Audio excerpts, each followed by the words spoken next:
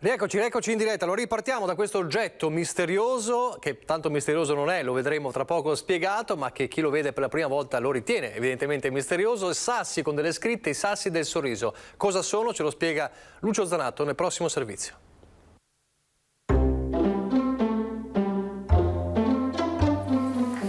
Scusi, ma cosa sta facendo? Sto mettendo un sasso perché questa signora sicuramente è una signora che ama gli animali. Mi sono fermata una domenica, lei era qua con il suo cagnolino e gli ho portato un sorriso. Ci sono le pietre d'inciampo, quelle che l'uso ebraico pone sulle tombe dei giusti, ed ora anche i sassi del sorriso di Deborah. Volontaria di un gruppo di recupero cani, l'idea gli è venuta proprio durante un appostamento. E ho detto, cosa potremmo regalare alle persone in questo momento così duro della vita, dove abbiamo perso il sorriso, abbiamo perso le braccia, abbiamo perso il contatto, da strappare proprio un sorriso e da far sapere che insomma ci siamo e che ci sono ancora delle belle cose che magari non costano niente. Così ha preso un pennarello e un sasso, al quale se ne è aggiunto un altro e un altro ancora, per quelli che sono diventati dei piccoli ma tanto attesi regali. Ne faccio 5 al giorno, oggi ne faccio 5, domani salto, ne faccio dopodomani altri 5. Ne abbiamo messi giù già una trentina. I sassi finiscono tutti a chi ama e adotta animali. Scrivo una frase, naturalmente copiata o comunque letta da qualche parte, che porta e strappa un sorriso. Ma fanno anche riflettere, come questa che Deborah ha voluto depositare davanti al Duomo di Castelfranco. Penso che gli animali per noi siano una scuola. Se noi imparassimo ad osservarli, molto probabilmente si sarebbe sicuramente in un mondo migliore. Un piccolo gesto subito replicato.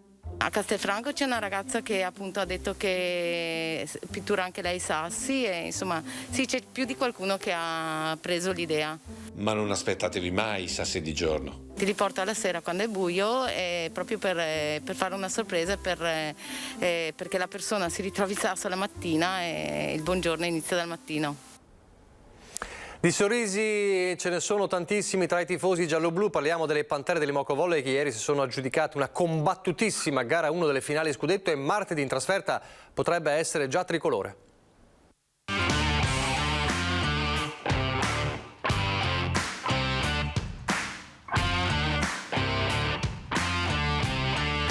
Pathos incredibile, credo che oggi abbiamo onorato al meglio il campionato italiano. Metà scudetto è sul petto, ma c'è voluta una gara da infarto strappata al tie break per arrivare a un passo dal traguardo finale e soprattutto una Egonu da leggenda con i suoi 47 punti messi a segno, nuovo record del campionato. Quando una squadra schiacciasassi arriva a 62 vittorie consecutive si dà tutto per scontato, senza ricordare che di fronte si ha un'avversaria tostissima. E Novara fin da subito non ha avuto paura dell'aura di imbattibilità delle Pantere, con quel primo set che ha fatto tremare i tifosi gialloblu e non solo. Ci abbiamo messo un po' troppo per svegliarci. Il primo set abbiamo fatto fino a metà set, abbiamo giocato non come una finale di scudetto. Poi arriva quel secondo set da cinema, 50 minuti di adrenalina e continuo scambio di vantaggio. 9 set ball sciupati da Novara e una Egonu stratosferica in ogni lato del campo, capace di trascinare la squadra a un 40-38 che racconta tutto. Novara crolla? Nemmeno per idea, neanche quando va sotto 2-1 nel conteggio dei set. Bisogna andare al tie break per chiudere dopo 3 ore la partita che avvicina a Conegliano lo scudetto numero 4 della sua storia. Ma con una avversaria così è lecito aspettarsi di tutto. Adesso dobbiamo recuperare le energie, martedì c'è un'altra battaglia, sappiamo che andremo a Novara e sarà una guerra vera e propria, quindi mi aspetto uno spettacolo. Ancora lo sport con la gara di target sprint che si è svolta oggi al tiro a segno di Treviso in Fonderia. Una cinquantina di atleti provenienti da nord e centro Italia alle prese al tiro a segno in Fonderia con una prova ufficiale di target sprint, la disciplina che unisce corsa e tiro di precisione. Uno sprazzo di normalità, gli sport all'aperto, quelli consentiti, cui contatto non ce n'è e a parte gli atleti tutti gli altri indossano la mascherina. La parte di corsa consiste in 3 giri da 400 metri interrotti da 2 sessioni di tiro. Ma come si fa a essere precisi arrivando da una corsa? Bisogna avere molta preparazione fisica alle spalle, molta determinazione e essere concentrati al massimo. Una disciplina riconosciuta a livello internazionale che qui a Treviso ha subito preso piede. È stata un'innovazione piuttosto recente, si è cominciato 4 anni fa. Noi come sezione di Treviso ci abbiamo creduto fin dall'inizio. Siamo riusciti ad allestire un campo definitivo che permette appunto di utilizzare tutti gli spazi che sono di proprietà comunale, perché questa è area comunale, per questa nuova disciplina. In giornata gara individuale e staffetta, salutata al mattino dalla presenza del vice sindaco Andrea De Checchi e al pomeriggio dal sindaco Mario Conte. Tiro a segno che malgrado la pandemia porta avanti l'attività giovanile con ben 112 ragazzi. Che gli dà quella valvola di sfogo che con la didattica a distanza, con un po' la frustrazione della limitatezza dei rapporti sociali, ti dà possibilità comunque di percorrere le strade di una vita quasi normale e soprattutto una vita incentrata sull'attività sportiva. Il consueto appuntamento della domenica con gli oggetti della nostra storia. Con Lucio Zaranto andiamo a Roverbasso di Codognè per scoprire uno strumento davvero insolito per un calzolaio. Perché questo sasso è così importante? Il sasso per battere le sciole, perché mettendolo in cuoio e battendo il cuoio durava di più. È il sasso nero di Gigetto, per tutti il calzolaio di Roverbasso.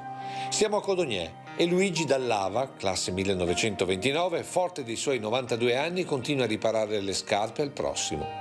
Ogni giorno dall'età di 15 anni si lega il grembiule e si siede davanti al suo tavolino di lavoro colmo di chiodi, di pezzi di cuoio e di altri attrezzi personalizzati come questo stendimastice. Questa qua ti butta sul mastice e te le stira e dopo ti incolla il tac, la siola.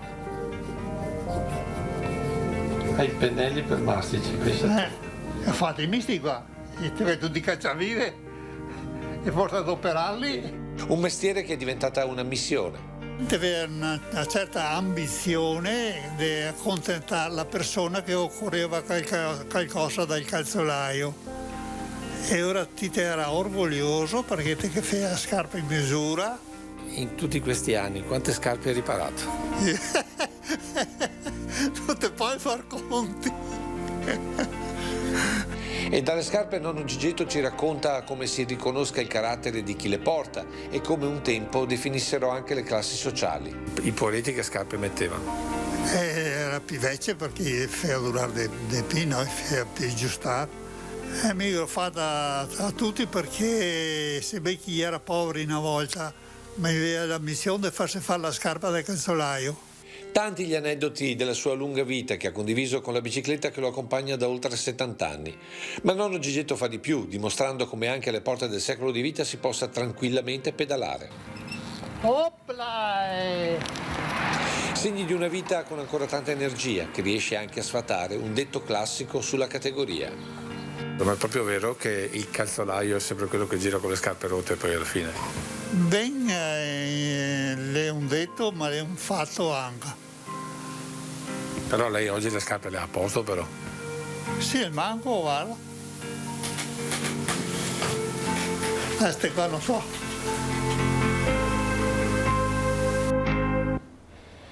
Complimenti al signor Luigi, vi lascio al meteo, arrivederci.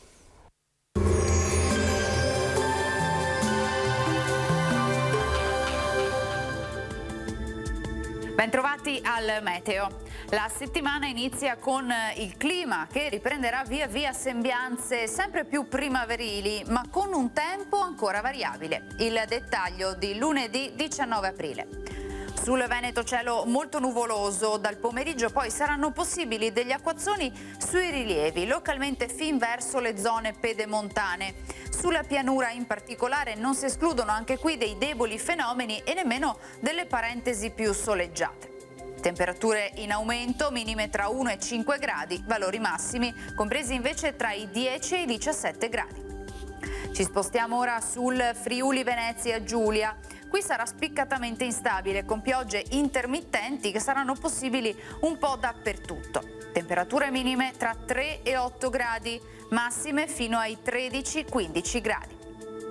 Infine uno sguardo alla situazione del Trentino Alto Adige, dove il contesto sarà lo stesso, con molte nubi e con precipitazioni anche qui discontinue. Temperature minime intorno ai 5 gradi, massime infine fino a 19 gradi. Dal meteo di Antenna 3 per ora è tutto, arrivederci al prossimo aggiornamento.